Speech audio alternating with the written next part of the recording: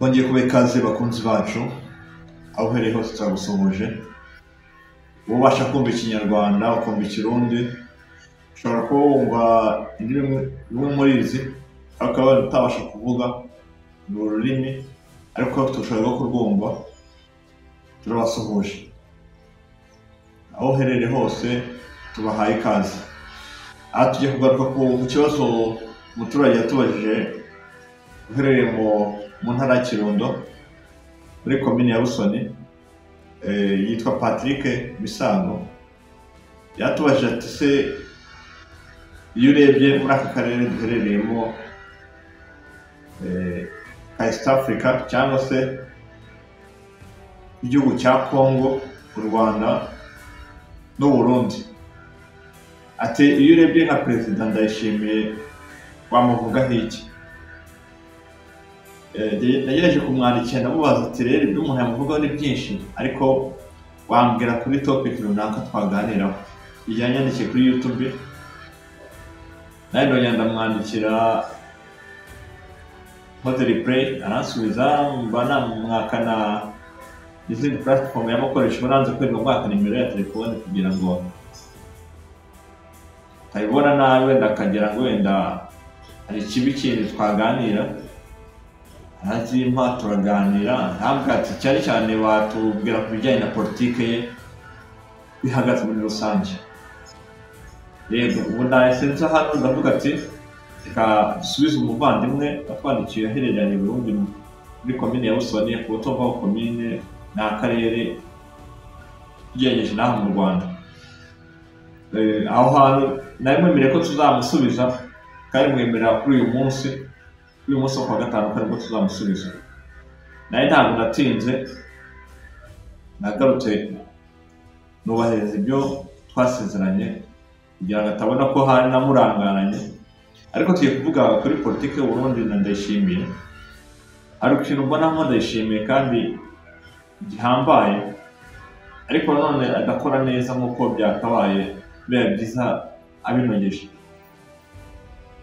Ndayishimiye aho twagiye tumubonera, bari tugiye kubara tuvuge ku bintu byiza agerageza gukora ariko bikagaragara nabi ku rwego mpuzamahanga. Ndayishimiye ni wa muntu uzi gufata igihugu cye akisanisha n'abaturage be. Bikorwa n'abaperezida bake cyane hano ku isi, iyo cyane cyane iyo ugeze muri Afurika byo biba akarusho, kuko byagiye bigaragara ko ari umuntu ushishikariza abaturage ibyo guhinga, ibyo korora, mbese no kubashishikariza kuba gufasha abaturage kwiteza imbere, ariko abaha n'urugero. Byaba buryo ni na bwiza, kandi n'abandi ba perezida bakabaye babikora cyane kugira ngo abaturage babo bagire ubushake, cyangwa se abayobozi babo, si ngombwa perezida, na premier ministre yashobora kuba yabikora, minisitiri w'intebe ashobora kuba yabikora, nabyo bigakangurira abaturage mu kuba bashishikarira mu gukora cyane. Naho mu Rwanda bagiye babikora cyane, nko ku rugero rw'umuganda, aho umukuru w'igihugu arimo arakorana n'abaturage umuganda, umuyobozi runaka wo muri guverinoma akamanuka akaza agakorana n'abandi umuganda, bakajya n'ibikorwa byinshi bitandukanye bahuriramo. Ariko wenda ku kintu nakomozaho kuri Perezida Ndayishimiye, cyangwa se bita Neva, ko nta kabyiniro agira mu gihugu cy'u Burundi. Ikintu namuvugaho cyane buriya ari ikintu umunenga. Kagaruka ku kintu umunenga, ko buriya Ndayishimiye hari ukuntu abaturage bamugezaho ibibazo, abimugezaho ugasanga abivugira mu ruhame, ukajya n'abayobozi bamwe na bamwe ashyira hanze, ariko mu by'ukuri ntakurikirane ikibazo cyabo bagikemure. Ugasanga wenda abaturage batanze ikibazo, wenda ngo hari ubuyobozi bwabarenganyije, aho kugira ngo ajye deep akemure ikibazo cyabo, ariko ugasanga ibibazo bye birakemukira kuri kamera se cyangwa kuri mikoro, ariko ugasanga kujya deep y'ikibazo bagenda gikurikirane mu mizi, ugasanga ibyo bintu ntabwo Ndayishimiye ari ibintu yitaho cyane, kandi ni ibintu by'ingenzi cyane ku baturage. Buriya abaturage ni abantu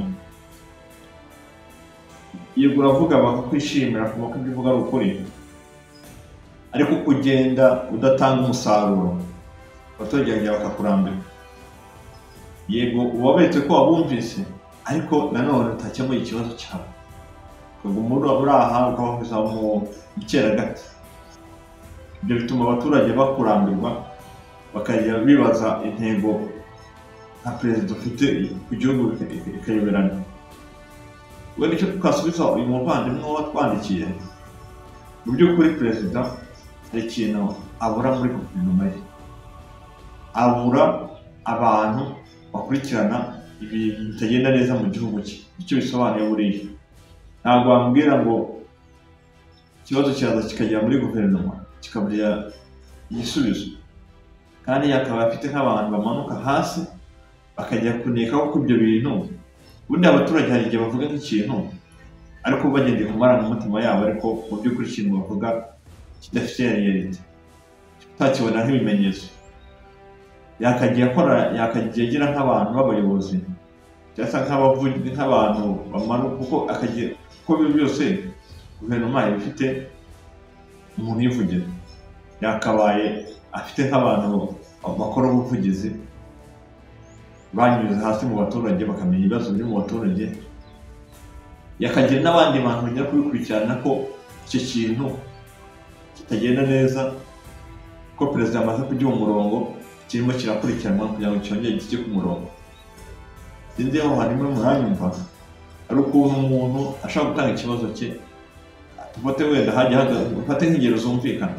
Byari bigaragara ko ari abashoramari b'abarundi bagiye gucukura amabuye y'agaciro, ariko bajya mu buryo bwo kugira ngo acuruzwe akagira andi anyerezwa, bigatuma atagera mu isanduka y'igihugu, ugasanga yanyuze mu maboko y'abantu runaka, ariko ugasanga nk'igihugu nta kintu kimwe kirafata. Aho hantu rero bakaba bavuga ati nibura tumanuye abantu hariya bamenye ngo iki kirombe kirimo amabuye y'agaciro angana gutya, hamaze gucukurwamo angana gutya, ese yose yaracurujwe cyangwa harimo ayaciye ku ruhande, bikanyura muri izo nzira, bakarwanya ikintu cyitwa ruswa hagati aho. Ubu buriya niba ari ikintu cya mbere kimunga igihugu kigatuma kinasubira n'inyuma, buriya ruswa neza mu myanya y'imbere, kuko ubukungu bwakabaye buzamura igihugu kugenda bugaca ku ruhande, ahubwo ugasanga nimwe burajya mu mifuka ya bamwe, ugasanga bene igihugu wa mutungo wakabaye bazamura gukora ibikorwa remezo ntabwo uzamuka. Ya credit mwafashe mu mahanga mwiteguye ko muzayishyura bikarangira mutayishyuye, kandi nanone bikazabazwa wa muturage. Umuturage yananirwa muri ya misoro batanga abaturage, bananirwa gusora, bikagira ingaruka ku baturage. Ubwo nibwo batangira gufata ibikorwa remezo byakabaye bifasha igihugu. Ni ikibuga cy'indege, ni imitungo kamere runaka, tukayigusha ku banyamahanga babandi babahaye inguzanyo kugira bananirwe kwishyura. Urumva rero uko perezida agenda arangara cyane, adakurikirana neza iki kibazo nyirizina ngo agende gikemura, wowe agashaka kubikemurira kuri mikoro cyangwa kuri televiziyo, ni ibintu usanga bigira ingaruka ku bene igihugu b'abarundi, bakazisanga no mu gihe Ndayishimiye ava ku buyobozi agasanga yabasize mu madeni menshi arenze, ku buryo gukemura ikibazo cy'ubukungu hazaza bikazagorana. Ugasanga wenda nk'imihanda runaka, urumva iyo amabuye y'agaciro cyangwa se indi mitungo kamere y'icuruzwa, amadevize akaza mu gihugu, niyo aza kubaka bya bikorwa remezo by'igihugu. Ugasanga ahantu hatari imihanda irahagera, hari abafite ibibazo runaka bakabikemura ku buryo bw'ibikorwa remezo. Rero ikintu nababwira aho hantu kuri uwo muvandimwe wacu watwandikiye, ikintu mbona Ndayishimiye arimo arabura cyane, arimo arabura imikoranire n'abayobozi be bo hasi, kuko buriya kuyobora igihugu bisaba no kuganira n'abayobozi, kandi mukagira ibintu bimwe na bimwe mwemeranyaho, kandi ukabikora utameze nk'aho bahata cyane, ahubwo mukamera nk'aho muri nk'abavandimwe mukaganira, kuko perezida ntabwo ayobora guverinoma wenyine, arayobora ariko afite abo bakorana rero bakaba bicara hasi bagategura plan y'igihe kirekire ku gihugu.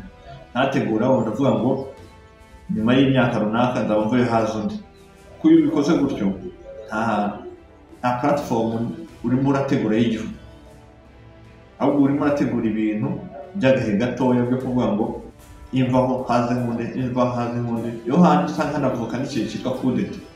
Buriya kudeta abantu benshi ntabwo bazi impamvu inakunze kubaho inshuro nyinshi.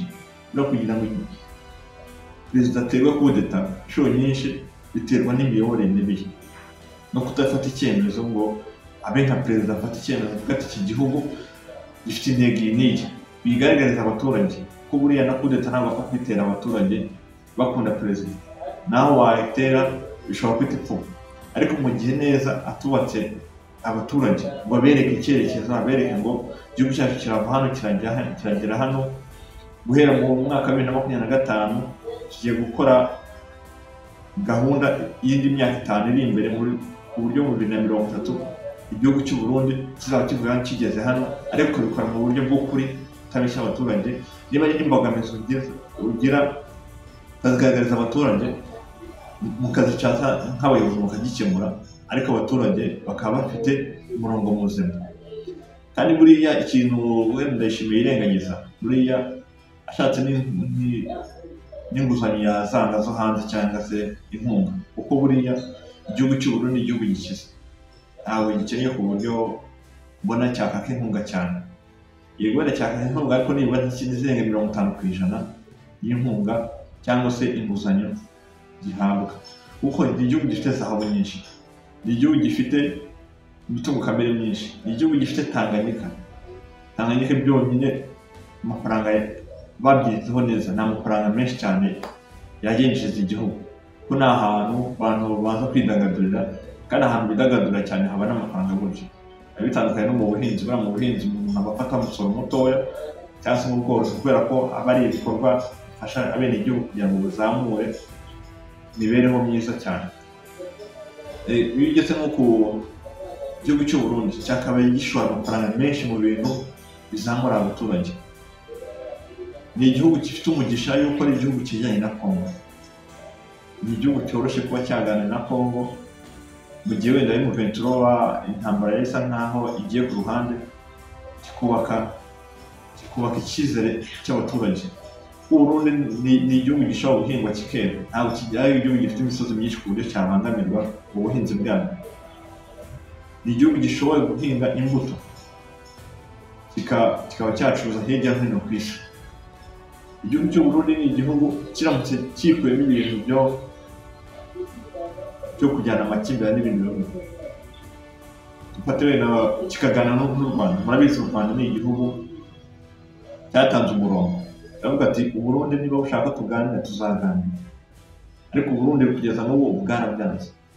Buriya baramutse baganire igihugu cy'u Rwanda n'Uburundi ni ibihugu bivuga ururimi rumwe, bifite umuco umwe, bivuze ngo ntaragutera imbere byakora, ko nta musemuzi usamaho, nta muntu usanga ngo usaba ko usemura kugira ngo byumvikane, kuko barihagije ubwabo. Ni ibihugu bishobora guhahirana. Nize gukora ikiganiro bereka ukuntu Uburundi bufite ibintu byinshi bwazana mu Rwanda tukagura, kuko bavuga indagara zabo zirahenze mu by'ukuri pe. Hano mu Rwanda iyo zije zigurirwa amafaranga menshi, ikizi cyo kiri hejuru y'ibihumbi 6 y'amanyarwanda. Wenda abantu bakoresha indagara z'u Burundi mugeze mu muri comment mutubwire naho muherereye. Niba uri mu Burundi mubwira ati bera ntimbere muri province iyi, bera ushaka ntuvuge district, uvuga ati hano cyo kigura gutya cy'indagara z'u Burundi. Niba uri mu Rwanda naho bimere gutyo, uraza gusanga ibyo nyindagara n'ibiciro gishobora kuba kiri 6,000. Bishyiraho mu Marundi ni amafaranga arenze ibihumbi hafi 15,000. Ndumva none amafaranga 15,000 n'amafaranga kunangana. Leta ifataho umusoro ku exportinga ibintu mu Rwanda, n'amafaranga ateye ubwoba. Kandi ikindi cya kabiri n'amafaranga y'Amarundi n'Amanyarwanda, n'amafaranga yoroshye kuvunja hagati yayo.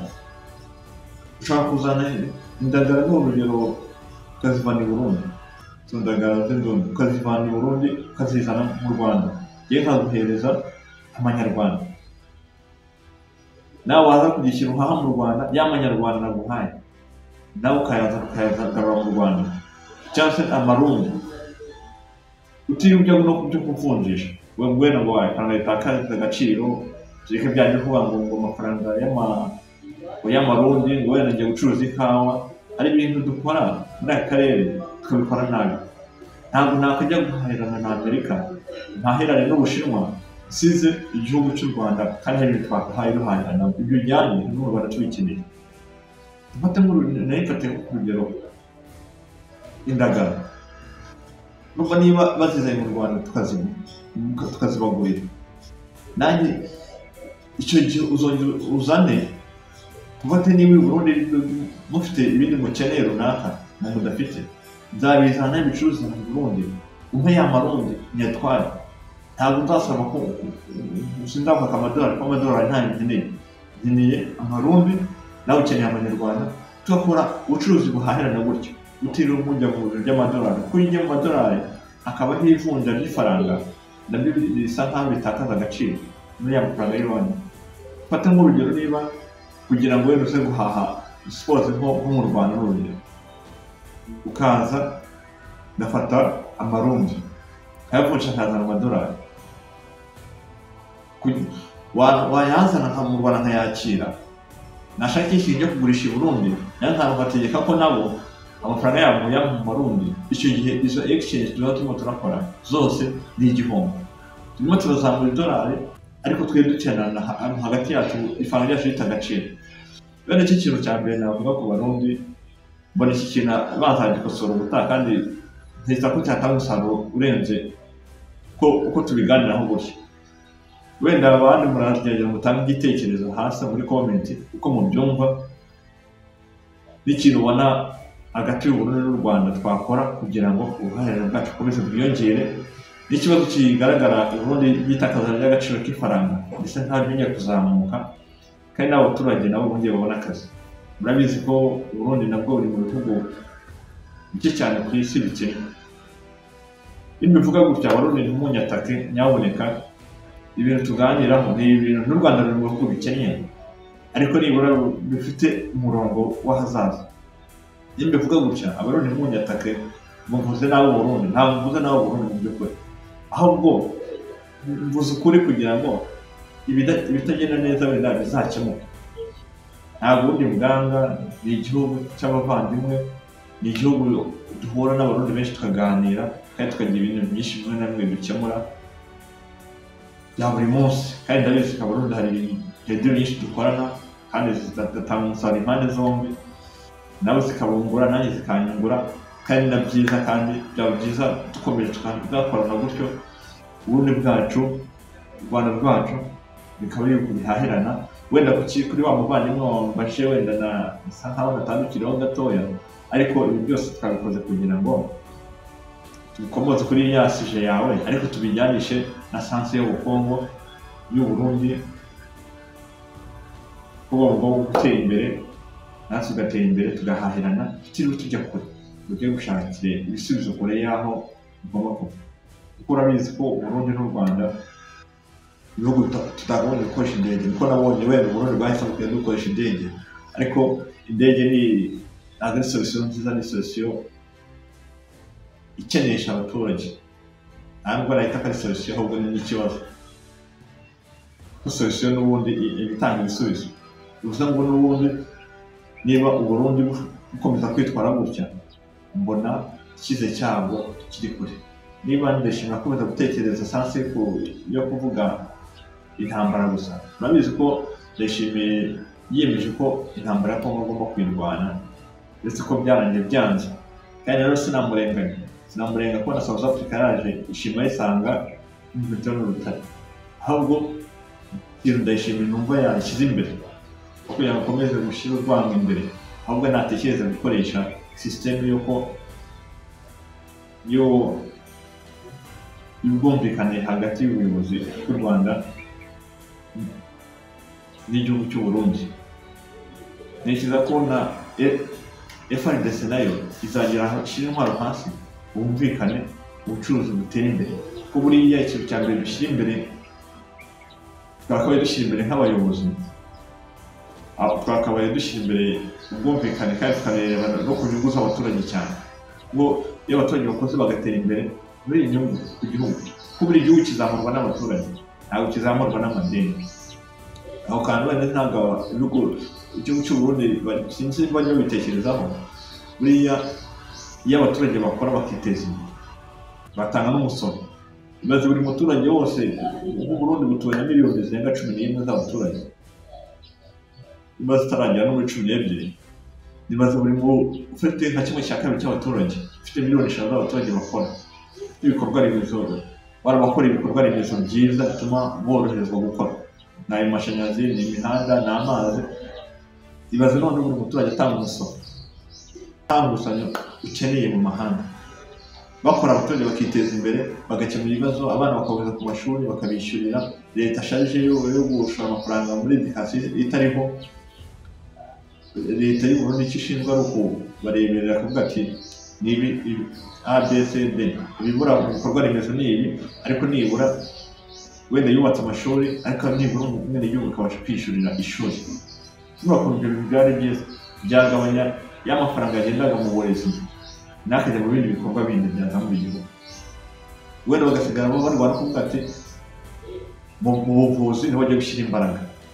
Ibaze buri muntu wese ufite ubushobozi bwo kwivuza atagombeye inkunga ya leta, biba byaba ari byiza ko byatuma leta ibasha guhemba abaganga neza, baba nibajyaga hanze bakagira gutya bakagaruka mu gihugu bagahembwa neza, abandi bagakora imiti. Ariko mu gihe abarwana leta bitaho 100%, biragoye kugira ngo bazatekereze guhemba abaganga neza, bazatekereze gukora imiti kabiri igihugu, ko binatuma byongera n'abashomeri. Ikintu rero Abarundi nyaboneka ndabasabye tuganire, jya muri comment y'ukuntu mwandika, ariko ibintu byose tugamije kugira ngire impinduka, izaba impinduka nziza ku baturage n'abenegihugu. Turashimiye utarakora subscribe, ukore subscribe. YouTube yacu yitwa Schedule Official, ukore subscribe, comment, like, share, ni iby'agaciro. Turabashimiye, mugire ibihe byiza naho mutaha.